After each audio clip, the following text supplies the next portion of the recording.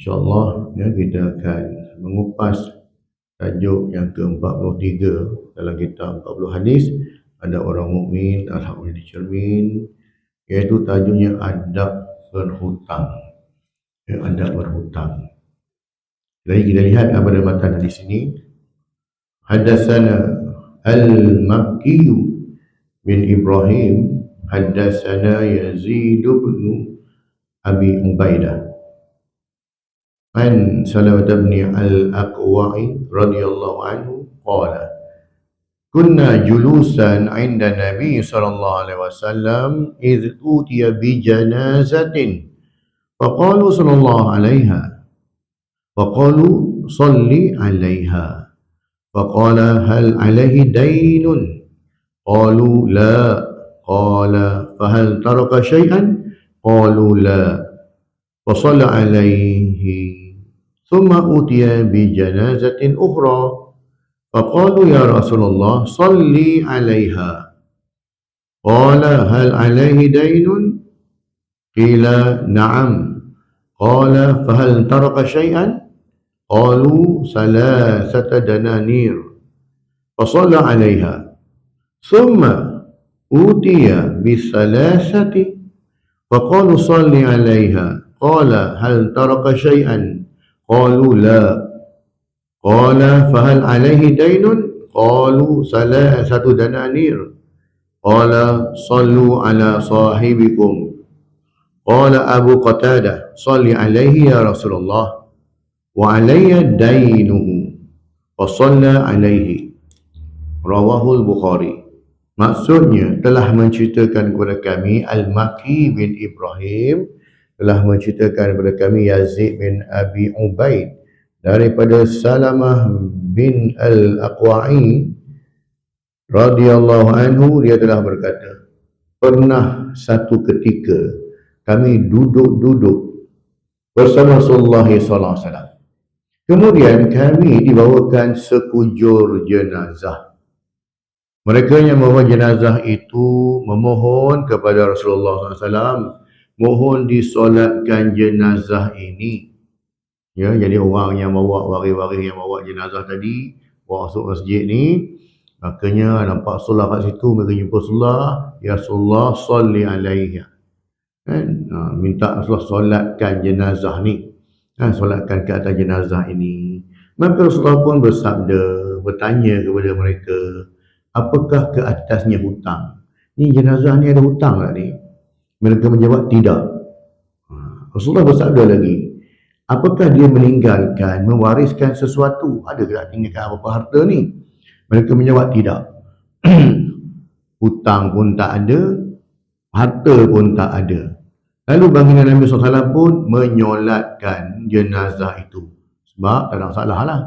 Walaupun dia tak ada harta, dia juga tak ada hutang, sisa-sisa. Jadi solatkan jenazah tersebut. Kemudian dibawa jenazahnya lain. Dan mereka memohon. Jadi waris jenazah ini minta Rasulullah supaya Rasulullah solatkan jenazah ini. Maka sabda Rasulullah SAW, apakah ke atasnya hutang? Mereka menjawab, ya, dia ada hutang. Ya, si mati ini ada hutang yang belum diselesaikan. Maka Rasulullah SAW bersabda, apakah dia meninggalkan sesuatu? Ada tak dia tinggalkan harta apa-apa? Mereka menjawab ada 3 dinar. Ya, lalu baginda Nabi SAW menyolatkan jenazah tersebut. Sebab dengan duit tadi boleh cover hutang balik. Kemudian datang lagi jenazah yang ketiga. Jadi waris-waris datang minta tolong Rasulullah solatkan jenazah ini. Sabda Rasulullah, apakah ke atasnya hutang? Ya, hal alaihi dainun. Ada hutang ada ni? Makanya mereka pun menjawab dia ada hutang 3 dinar dia. Lalu baginda Nabi SAW ya bertanya, kemudian Rasulullah SAW bersabda, biar kamu sekalianlah yang bersolat atas jenazah sahabat kamu ini. Maka Rasulullah dia tak nak solatkan. Ya, sebab satunya dia ni ada hutang. Makanya dia pun tak ada apa nak bayar. Maka Rasulullah tak nak solatkan ke atas jenazah ini. Lalu Abu Qatadah, sahabat Nabi SAW pun beri maklum balas. Ya Rasulullah, mohon solatkan ke atas jenazah ini, wahai Rasulullah. Aku akan menanggung hutangnya. Jadi bila ada sahabat sanggup nak bayarkan hutang dia, maka baru Rasulullah solatkan jenazah itu. Ya, hadis riwayat Bukhari 2286. Jadi dalam bab hutang ni, bukan Rasulullah tak nak solat, tapi Rasulullah kata, kau semayang lah adik, aku tak nak. Itu je. Bukan Rasulullah larang kita semua jangan semayang atau orang berhutang lah. Tapi peribadi Nabi tak nak. Ya. Jadinya Rasulullah nak bagi tahulah. Bukan pasal Allah sombong tak nak solatkan, bukan. Nak bagi tahu bahawa hutang tu penting, kena selesaikan. Itu cerita dia nak bagi tahu. Ya, bukan Rasulullah sombong tak nak solat, bukan. Rasulullah maklumkan pada para sahabat, wajib korang kena bayar hutang ni supaya di akhirat esok dia tak menanggung seksa. Ya, itu sebab dia. Bukan Rasulullah kata, Rasulullah tak larang, kita pun jangan solat jenazah sebab dia ada hutang, bukan. Rasulullah secara peribadi je, aku tak nak solat. Korang nak solat, silakan. Solatkanlah kata jenazah. Tapi bila sahabat dia mau tengok, Rasulullah seorang tak nak semayang. Yang kita dia suruh semayang. Jadi sahabat ambil maklum, macam ada benda tak kena lah. Rupanya hutang yang tak selesai. Sebab tu Abu Qatadah, sahabat Nabi, dia kata, ya Rasulullah, mohon Rasulullah solatkan. Tak apa, hutang dia aku bayar. Baru Rasulullah solat. Itu yang kita faham. Jadi maksudnya, Rasulullah tak nak solat jenazah yang ada hutang sebab apa? Nak bagi pengajaran kepada yang hidup. Supaya yang hidup ni, dia dah mati tak boleh buat apa dah. Yang hidup ni wari-wari kau tanggung hutang ni, kau selesaikan. Penting tak pentingnya tak dalam bab hutang. Pengenalannya, realiti dunia hari ini menyaksikan manusia bekerja dan berusaha keras siang dan malam untuk mencari kesenangan dan keselesaan hidup. Sudah menjadi lumrah manusia mendambakan kehidupan yang serba mewah dengan berkereta besar, mendiami rumah yang dilengkapi dengan perabot dan kemudahan yang serba canggih dan eksklusif, berpakaian dan memiliki aksesori diri berjenama terkenal, tampak bergaya dan sebagainya. Walau bagaimanapun, tidak semua orang dapat menikmati keindahan dan keseronokan dunia meskipun setelah bertukar lumus dan berhempas pulas mencari rezeki. Ini kerana soal takdir, rezeki, nasib baik dan buruk seseorang itu terletak di bawah kekuasaan dan rahmat Allah SWT yang maha mengetahui segala hikmah dan rahsia lagi maha bijaksana dalam mengatur perjalanan kehidupan seluruh umat manusia. Dari segi bahasanya, dainun ataupun hutang, ad-dainu ialah sebarang liability, tanggungan masa hadapan yang dipertanggungkan ke atas seseorang, sama ada dalam bentuk wang atau sebagainya. Dari segi istilah pula, ulama membahagikan dain, yakni hutang, kepada dua jenis. Pertamanya hutang secara umum, iaitu hak atau tanggungjawab yang wajib ditunaikan oleh seseorang yang menanggung beban di masa hadapan. Yang keduanya hutang khusus. Menurut jumhur, yakni majoriti ulama, iaitu sebarang kewajipan dalam bentuk keuangan ke atas seseorang yang terjadi kesan daripada pertukaran transaksi, kerosakan harta benda, kecederaan ataupun melunaskan hak-hak Allah, ya, seperti zakat. Jadi dua jenis hutang, hutang umum dengan hutang khusus. Ya, jadinya hutang umum ini dalam bentuk tanggungjawab. Mungkin kita dari segi tugasan kita berhutang, ya, dengan kita punya bos kita tak tunaikan lagi apa yang dia suruh. Dia bagi kita 4 kerja, kita baru siapkan 3, itu hutang 1. Dalam bentuk tugasan. Yang kedua dalam bentuk khusus, duit lah. Hutang duit, pinjam 100, pinjam 200 itu. Dalam bentuk kewangan. Ya. Hutang menurut pandangan Islam mencakupi ruang lingkup yang luas, iaitu bayaran kepada harga barangan, bayaran kepada hutang, iaitu qardun, bayaran mas kahwin, mahar. Mahar tu wajib, walaupun tak mahal mana pun, makanya wajib. Kalau dia kata dia terima lafaz nikah ni, aku terima nikahnya dengan RM100, hutang tu wajib. Bukan dia kata pada isteri dia, kita pun dah lama kahwin, halal lah yang tu tak. Ya, RM100 tu wajib bayar tu. Ya, yakni mahar yang belum dibayar selepas akad nikah. Bayaran sewa, ganti rugi dan mesti dibayar kerana jenayah. Ya, hutang adalah ganti rugi atas kerosakan yang dilakukan. Jumlah wang yang mesti dibayar kerana tebus talak, khulud, Ya, isteri ni dia minta cerai pada suami dia. Yang mana perceraian itu tidak apa-apa, suami tak ada masalah apa pun. Tak, makanya dia bayar tubuh talak. Dan barangan pesanan yang belum sampai. Dalam bidang muamalah ni, jual beli ni, dalam bab ni, barang yang belum sampai, dia dah bayar. Macam kita lah beli barang Shopee, barang daripada online ni, kita dah bayar dulu dah. Tapi bayaran dulu pun bukan sampai tu pada peniaga pun. Tapi kita dah bayar. Dia berhutang barang kita. Kita dah bayar duit. Jadi kita tunggu barang. Bila barang tu sampai, kita terima, barulah selesai hutang.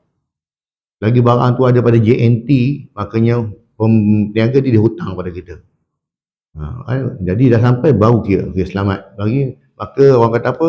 Berlakulah proses jual beli tersebut. Jadi tak ada masalah, tak ada hutang lah. Dalil Al-Quran dan juga hadis, Allah SWT memerintahkan orang yang beriman untuk mencatat segala hutang dan bayarannya. Lepas tu hutang ni kena tulis walaupun sedikit. Kita yang selalu lupa bila orang pinjam kita RM50, RM100, pinjam RM20, pinjam RM30 ni. Ya?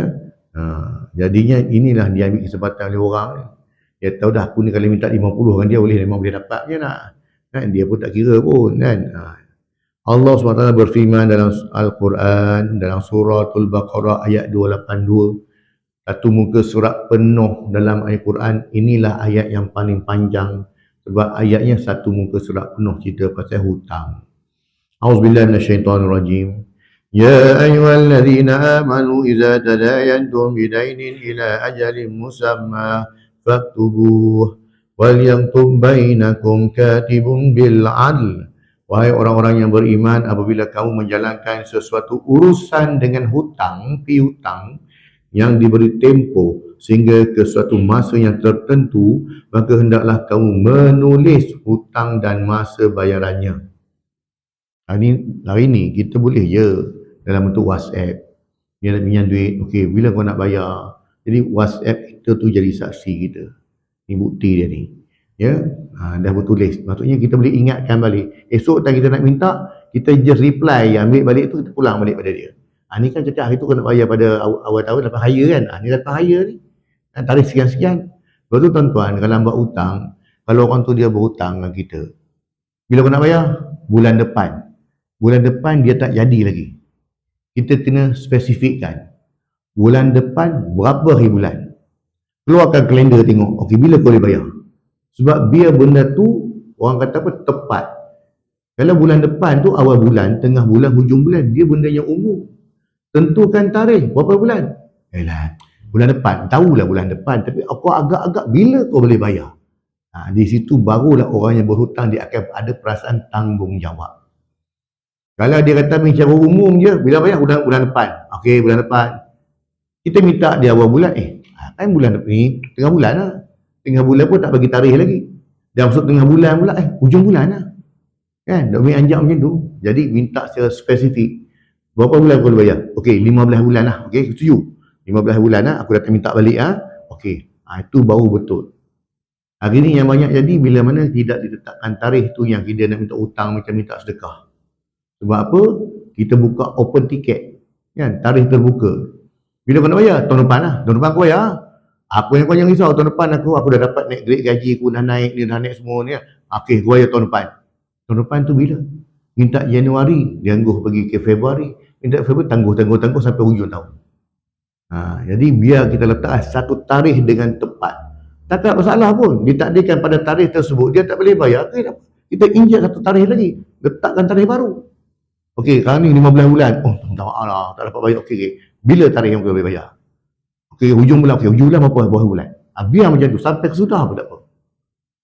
Sebab benda ni nanti dia ada record. Ini yang Quran suruh kita buat. Lebih kita tak buat, itu sebab orang yang beri hutang dia makan hati. Lepas tu orang yang beri hutang ni, ya, bila mana dia beri hutang pada orang, dia nak nuntut dia malu. Sebab open ticket, tarikh tak ditentukan. Letak satu tarikh, kan? Bila kau boleh bayar? Okey kan? Nak lagi detail di mana apa semua, itu very detail. Kan? Jadinya biar orang yang berhutang dia rasa tanggungjawab. Tidak, dia akan melepaskan tanggungjawab dia dengan alasan tadilah. Kan aku cakap hujung bulan. Ni nak hujung bulan. Ada lagi. Ini baru berapa bulan? Ya. Jadi kena tulis sebab Quran suruh tulis. Hutang juga merupakan satu amanah yang wajib ditunaikan dengan secara adil, dan hukum untuk melaksaikannya sebagai satu akad antara sesama manusia adalah wajib. Ini seperti disebutkan dalam Al-Quran, Inna Allah ya'murukum an tu'addul amanati ila ahliha wa idza hakamtum bainan nasi an tahkumul bil 'adl. Sesungguhnya Allah menyuruh kamu supaya menyerahkan segala jenis amanah kepada ahlinya yang berhak menerimanya. Ahli yang berhak menerimanya. Dan apabila menjalankan hukum di atas antara manusia, Allah menyuruh kamu menghukum dengan adil. Surah An-Nisa ayat 58. Ada orang kita tengok, dia ni memang tak boleh hutang. Sebab kita dah tahu. Mengikut pengalaman-pengalaman, dia ni hutang dengan ni, hutang. Dia tak pernah bayar pun. Dia sentiasa bermulut manis saja. Maka tak payah bagi orang macam ni. Orang macam ni kita bagilah alasan apa pun. Minta maaf lah kau. Aku, baru tadi orang ni pinjam tadi. Kita bagi alasan. Bagilah alasan apa pun. Kita dah tahu dia ni kalau pinjam memang takkan bayarnya. Jadi daripada memudaratkan diri kita, kita reka lah alasan. Nak jaga hati dia lah. Benar? Makanya buatlah apa pun. Sebab apa? Sebab dah tahu. Sebab apa kita bagi pada dia? Kan? Kita bagi pun, kita ke makan hati. Makanya, ni lah. Kan? Itu penting. Maksudnya, nak bagi pun tengok pada orang lah, bukan semua orang. Ada orang yang betul-betul, memang dia memerlukan dan dia bayar pun. Kan? Bagi lah. Ini adalah surat Al-Ma'idah. Ya ayyuhallazina amanu awfu bil 'uqud. Wahai orang-orang yang beriman, penuhi serta sempurnakanlah perjanjian-perjanjian. Sebab tu saya kata tadi, kena letakkan tarikh. Sebab apa? Bila ada tarikh ni, dia terikat dengan perjanjian tersebut. Ya. Selain itu, terdapat banyak hadis yang menerangkan tentang ancaman terhadap golongan yang sengaja enggan membayar hutang. Maksud enggan ini ialah dia mampu bayar, tetapi disebabkan kehendak dia ni melebihi kepada keperluan, maka dia tangguhkan. Contoh, dia dapat dah bonus, dapat 2,000 pun dapat, bonus 500 pun dapat. Kan? Jadi dengan duit tersebut, patutnya dia bayar. Tapi sebabkan dia tengok, aku ingat nak tukar ni lah. Aku punya aksesori kereta nak tukar lah. Nak tukar sport rim lah. Benda ni, kehendak bukan keperluan. Yang kau kena wajib bayar hutang kau tu dulu. Sanggup dia nak orang macam ni. Ni nak ancaman bagi orang yang macam ni. Maksudnya dia boleh bayar tapi dia sengaja tak nak bayar. Yang pertama, ancaman kepada penghutang yang tidak berusaha untuk melunaskan hutang yang tersebut. Rasulullah SAW bersabda, Man akhadha amwalan nasa yuridu ada'aha addallahu anhu. Wa man akhadha yuridu itlafaha aslafahullah. Barang siapa yang mengambil harta manusia berhutang dengan niat untuk membayarnya semula, maka Allah SWT akan menunaikan untuknya. Dia tak boleh bayar kat dunia, tapi dia nak bayar, dia cuba pula dapat RM10, RM10 lah, RM5, RM5, tapi dia usaha nak bayar dan dia mati. Dalam keadaan dia tak sempat nak bayar hutang, Allah Ta'ala akan lansaikan hutangnya di akhirat. Sebab ada usaha dia nak bayar tapi dia tak mampu. Yang kurang yang kedua, barang siapa yang mengambil harta manusia berhutang dengan niat untuk menghabiskannya tanpa membayarnya balik, maka Allah SWT akan membinasakan dirinya. Orang yang macam ni sama je, dia tak nak bayar, dia bagi alasan saja, maka dia akhirat esok bertanggunglah. Apa yang dia tanggung? Dia akan bagi pahala dia pada orang tersebut. Kalau pahala dia dah habis, dia akan ambil dosa orang tersebut bagi pada dia. Itulah tukaran nilai mata wang di akhirat. Hadis riwayat Bukhari, hadis yang kedua 387. Rasulullah juga bersabda, ayyuma rajulin yadayyanu dainan wa huwa mujmi'un alla yuwafiyahu iyyahu laqiyallahu sariqan. Sesiapa yang berhutang lalu berniat untuk tidak mahu melunaskannya, maka dia akan bertemu Allah pada hari kiamat sebagai seorang pencuri. Hadis Ibnu Majah, hadis ke-1969. Yang keduanya, hutang akan dibayar kepada si pemiutang, si pemberi hutang dengan pahala amal jika amal kebajikan si penghutang di akhirat kelak. Rasulullah SAW bersabda, "Wa man mata wa alaihi dainun falaisa samma dinarun wala dirhamun walakinnaha alhasanatu wassayiatu." Barang siapa yang mati dalam keadaan masih memiliki hutang, maka di hari akhirat tidak ada lagi urusan dinar dan dirham. Yang ada hanyalah urusan berkaitan dengan pahala kebaikan dan dosa kemaksiatan. Itu nanti di akhirat. Sebab tu kenapa Rasulullah tak nak solatkan tadi. Sebab Rasulullah tak nak si mayat ni tadi di akhirat tanggung hutang. Menanggung beban ni. Jadi minta waris siapa dekat tolong bayarkan hutang dia. Supaya di akhirat selesai. Itu kata penting. Sebab di akhirat esok bila tak mampu nak bayar, makanya ambillah dosa orang tua bagi pada kita. Adapun pahala kita pergi pada dia. Yang ketiga, jiwa ataupun roh orang yang berhutang akan tergantung selagi mana dia tidak melunaskan hutangnya terlebih dahulu. Ini berdasarkan sabda Rasulullah, nafsul mu'mini mu'allaqatun bidainihi hatta yuqda anhu. Jiwa seorang mukmin tergantung dengan hutangnya sehingga dilunaskan hutang baginya. Tergantung-gantung mayat dia ni. Sebab apa? Dia nazruh dia ni. Sebab apa? Sebab tak payah hutang. Kan? Di sini tidak kena tidak ada. Kalau dia ni walaupun dia mati syahid, makanya dia tetap wajib laksanakan hutang dia. Kan? Wah, makanya itu yang kata tadi tak. Walaupun dia mati syahid, tapi dalam bab hutang tetap wajib kena bayar. Tapi tak ada masalah lah sebab orang mati syahid ni pahala punya banyak. Cuma dia lambat sikit masuk dalam syurga. Berbanding dengan orang yang mati syahid lain, semua laju je masuk alam. Yang keempat, dosa berhutang sekiranya penghutang sengaja tidak mahu membayarnya, tidak akan terampun kecuali dihalalkan oleh si penghutang tersebut. Walaupun penghutang tersebut mati syahid. Rasulullah SAW bersabda, yughfaru lisyahidi kullu zambin illa daini. Diampunkan semua dosa bagi orang yang terkorban mati syahid kecuali jika dia mempunyai hutang kepada manusia.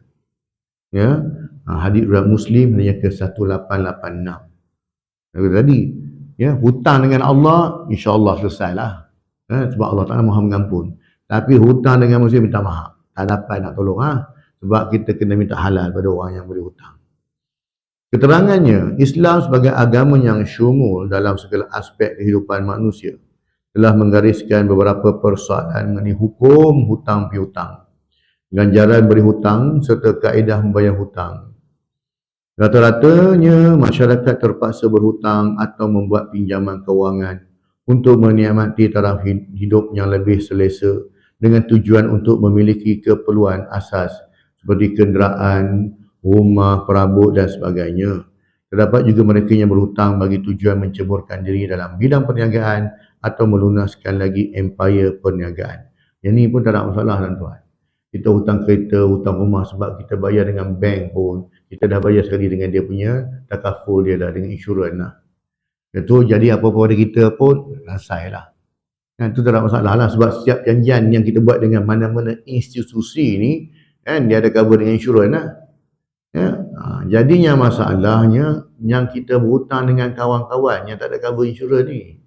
Itu yang masalah.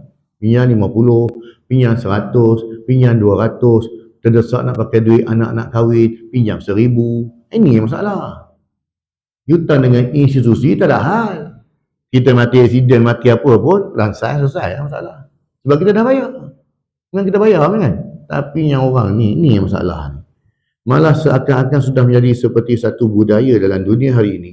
Ramai yang terpaksa mendapatkan pinjaman kewangan bagi tujuan melanjutkan pelajaran atau mendapatkan pendidikan dengan dibiayai oleh pihak-pihak tertentu. Dalam situasi ini, seorang itu boleh berhutang, tetapi jumlah hutang tersebut mestilah berkadaran dengan penuh jumlah pendapatan di mana individu tersebut dapat melunaskan hutangnya dan menjalani kehidupan dengan baki pendapatan yang ada. Mungkin fenomena ini tidak begitu pelik bagi mereka yang tidak berkemampuan, tetapi ia juga telah jadikan kebiasaan bagi golongan-golongan berkemampuan. Kalau orang besar-besar kaya-kaya ni banyak yang gunakan kad kredit. Ini pun satu juga.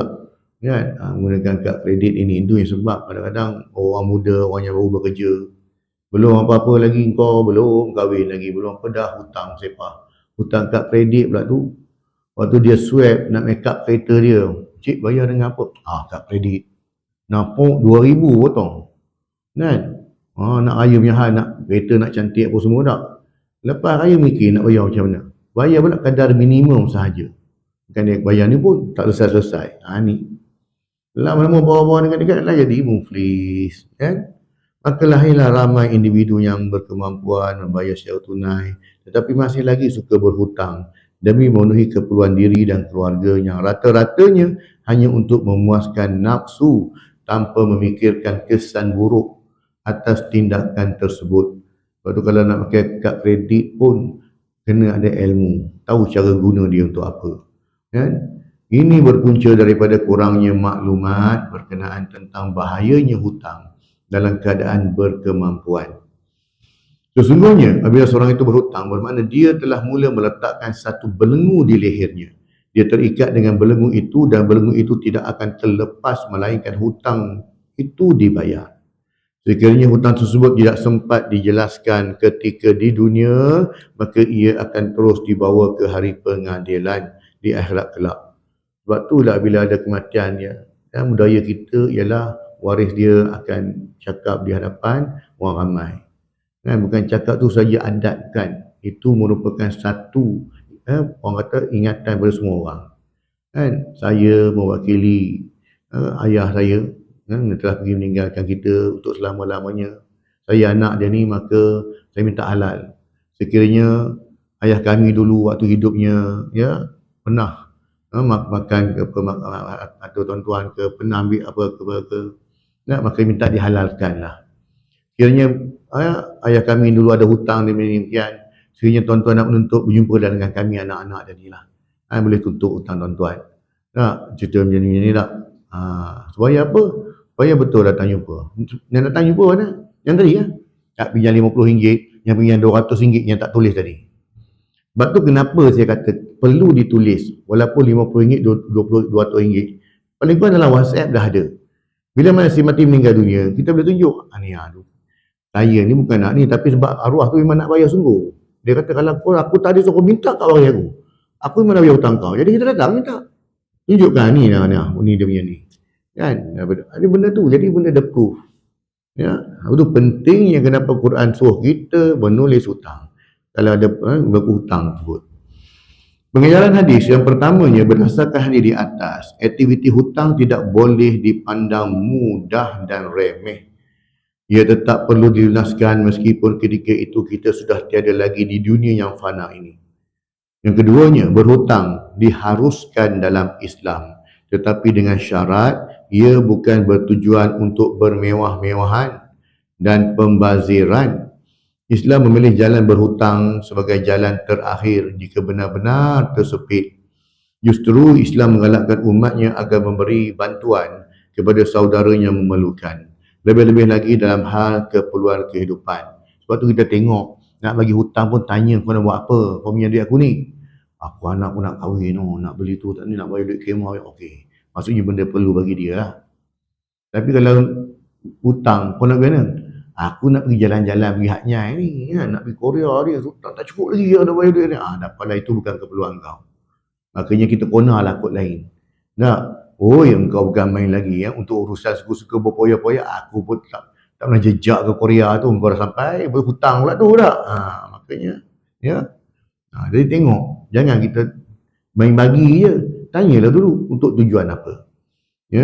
Yang ketiga, memberi hutang hukumnya sunat dan sangat digalakkan, kerana orang yang beri hutang akan mendapat ganjaran istimewa di sisi Allah Subhanahu Wa Taala. Al-Quran juga bahkan menggalakkan pemberi hutang untuk memudahkan si pemiutang dengan memberi kelonggaran supaya dapat meringankan bebannya. Manakala hukum berhutang pula pada asasnya harus. Walau bagaimanapun, dalam beberapa situasi yang berbeza, hukum berhutang berubah mengikut keadaan. Dia asalnya ialah harus sahaja, tapi tengok pada keadaan. Kalau keadaan itu memang satu keperluan yang umum, maka dia jadi wajib. Dan hutang juga dia boleh diharam. Sebenarnya kalau kita nak bagi hutang tu, kita tahu dia buat hutang untuk tujuan maksiat. Yang kau duit kau 1,000, kau nak apa? Aku nak bagi genting. Duit raya tak cukup, aku menang, mana tahu aku bagi kau. Nanti aku bagi kau double. Kalau aku menang lah. Kan? Rupanya pinjam duit nak pergi judi. Tak payah lah. Yang keempat, Rasulullah SAW enggan menyempurnakan solat jenazah bagi orang yang tidak melunaskan hutangnya. Itulah keadaan orang yang mati dalam keadaan masih membawa hutang dan belum juga dilunaskannya. maka untuk membayarnya akan diambil dari pahala kebaikannya. Itulah yang akan terjadi ketika hari kiamat, kerana di sana tidak ada lagi dinar dan dirham untuk melunaskan hutang tersebut. Yang kelima, Al-Quran menganjurkan supaya diwujudkan satu perjanjian secara bertulis sekiranya berhutang. Walaupun perkara ini mungkin tampak janggal jika ingin ditetapkan, terutamanya sesama kenalan. Memang kita dengan kawan-kawan kita tak boleh ni, kan kawan baik ini ya. Itu pasalnya kawan baik tiba-tiba dah jadi musuh. Kita pun tak tahu. Dah, dulu punya ambil rapat dengan aku, tiba-tiba tengok dia menjak dia dah jauh. Jumpa pun dah mengelak dah. Rupanya hutang punya hal. Kan? Kebanyakan ni itulah situasi yang berlaku. Yang buat berputus kawan ni, kawan-kawan lah. Kan? Kawan-kawan baik kita lah. Yang putus kawan ni, kawan baik bukan orang lain. Kan? Jadinya, ya, nampak janggal dengan kau dengan aku, takkan kau nak kira kita kawan dah lama dah, daripada kecil kawan. Betul. Tak, ni hutang. Paling kurang dia tak ada kalau aku mati macam mana. Paling kurang waris aku tahu kau ada hutang dengan aku. Itu ya aku nak buat macam tu. Kan? Paling kurang waris aku tahulah kau ada hutang dengan aku. Kan? Itu yang beritahu macam tu lah. Kan? Terutama sesama kenalan, rakan dan taulan. Ia perjanjian bertulis merupakan rujukan tuntas jika berlaku masalah pada masa hadapan. Itu benda yang boleh kita rujuk. Kesimpulannya, ambillah berat mengenai hutang kerana ia amat berkaitan dengan kehidupan di dunia dan akhirat. Jika di dunia sudah tentu kemudaratan akibat tabiat berhutang, akan